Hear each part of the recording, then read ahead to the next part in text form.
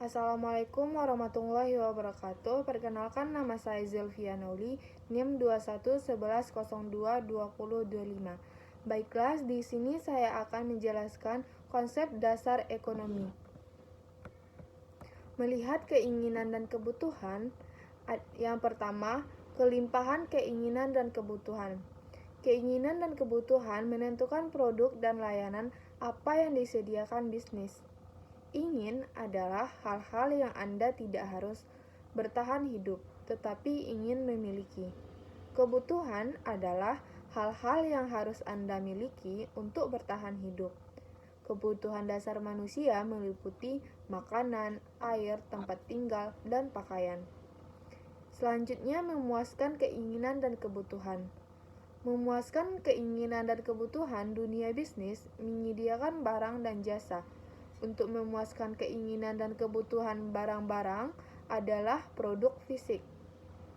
Jasa adalah tugas yang dilakukan bisnis untuk konsumen.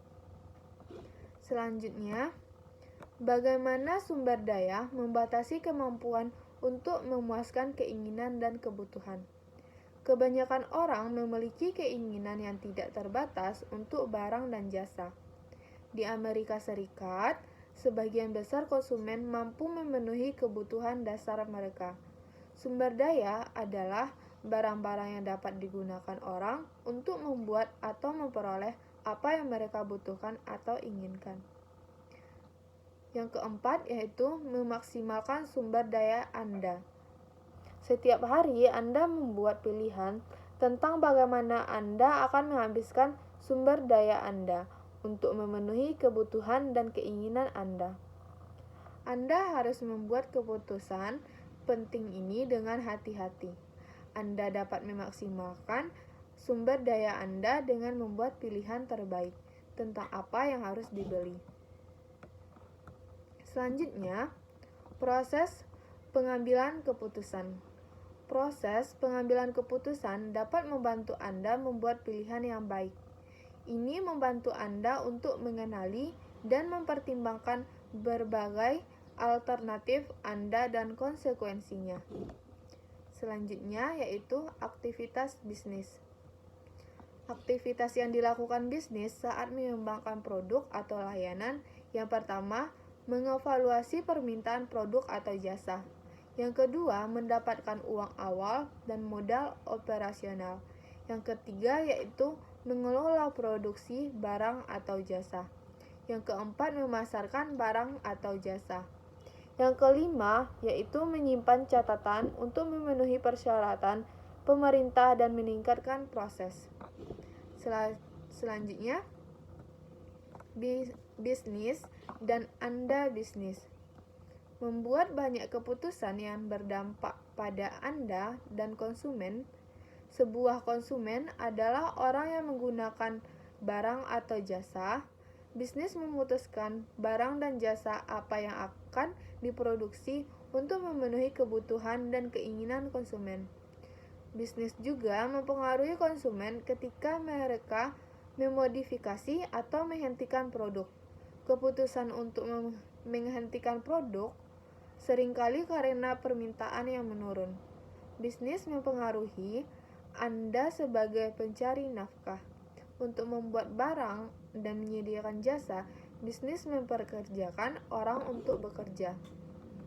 Selanjutnya yaitu bab 2, yang judulnya Sumber Daya Ekonomi dan Sistem. Sumber daya ekonomi. Yang pertama, membuat keputusan ekonomi.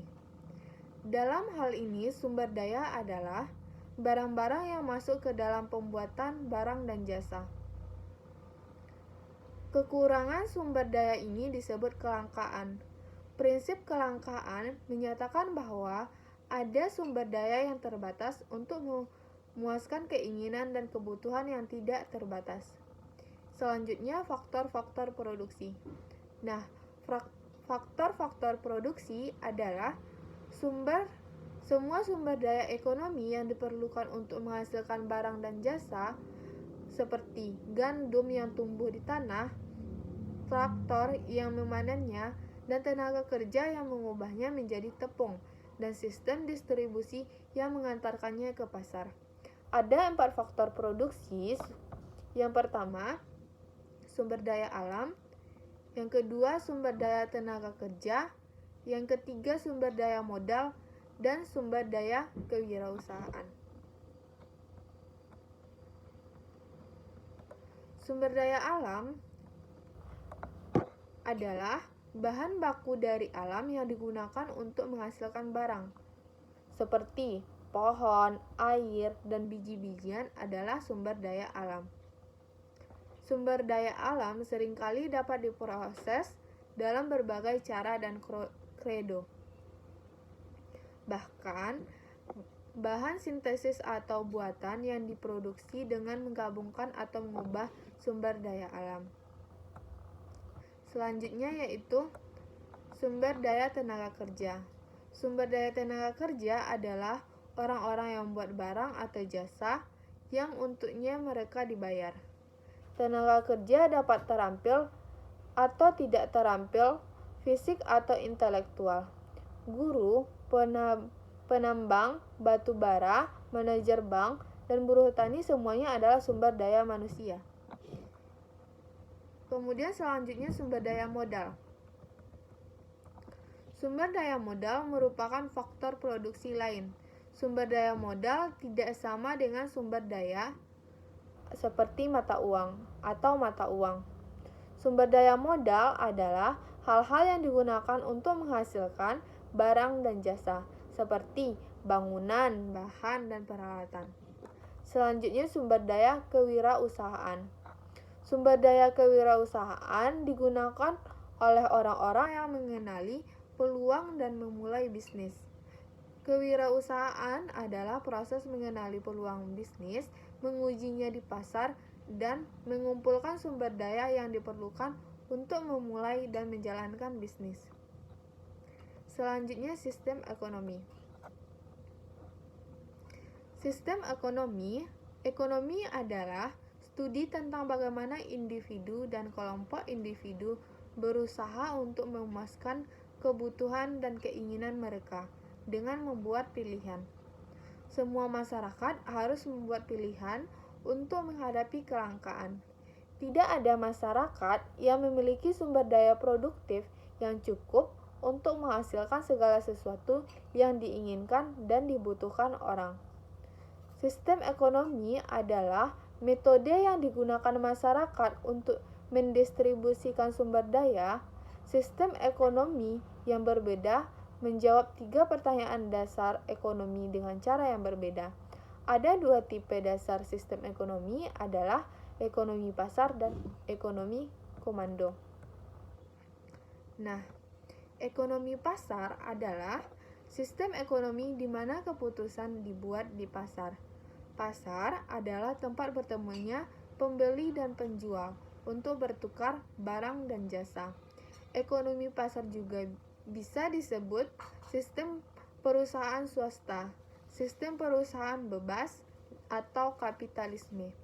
Dalam ekonomi pasar, sumber daya dimiliki secara pribadi. Warga negara dapat memiliki rumah, tanah, dan bisnis mereka secara sendiri. Selanjutnya, harga, penawaran, dan permintaan. Hubungan antara harga, penawaran, dan permintaan. Harga suatu barang ditentukan melalui interaksi penawaran dan permintaan. Harga adalah jumlah uang yang diberikan atau yang diminta ketika barang dan jasa dibeli atau dijual. Memasok adalah jumlah barang dan jasa yang akan disediakan oleh produsen dan berbagai tingkat harga. Tuntutan adalah jumlah atau kuantitas barang dan jasa yang bersedia dibeli konsumen pada berbagai tingkat harga. Semakin tinggi harga, semakin sedikit pula yang akan membeli. Semakin rendah harga, semakin banyak konsumen akan membeli. Harga keseimbangan adalah titik di mana kuantitas yang diminta dan kuantitas yang ditawarkan bertemu. Selanjutnya, ekonomi komando. Ekonomi komando adalah sistem ekonomi di mana otoritas pusat membuat keputusan ekonomi utama. Pemerintah mendiktekan apa yang akan diproduksi, bagaimana akan diproduksi, dan siapa yang mendapat barang tersebut.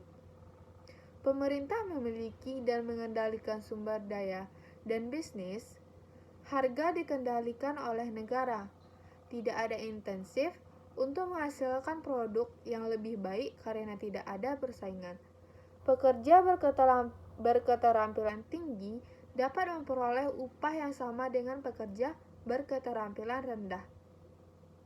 Dalam ekonomi komando juga disebut sosialisme. Ada beberapa bentuk perusahaan swasta. Negara memiliki sumber daya utama seperti maskapai penerbangan dan perusahaan baja dan membuat keputusan ekonomi utama.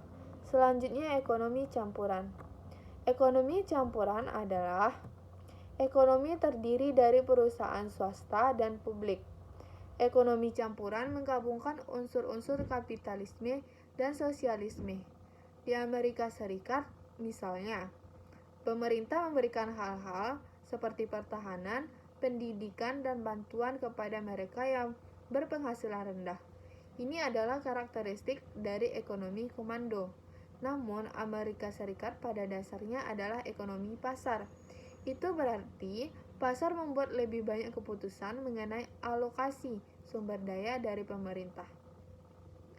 Hal ini juga berlaku di Jepang, Prancis, Jerman, dan Swedia. Juga diklasifikasikan sebagai ekonomi pasar.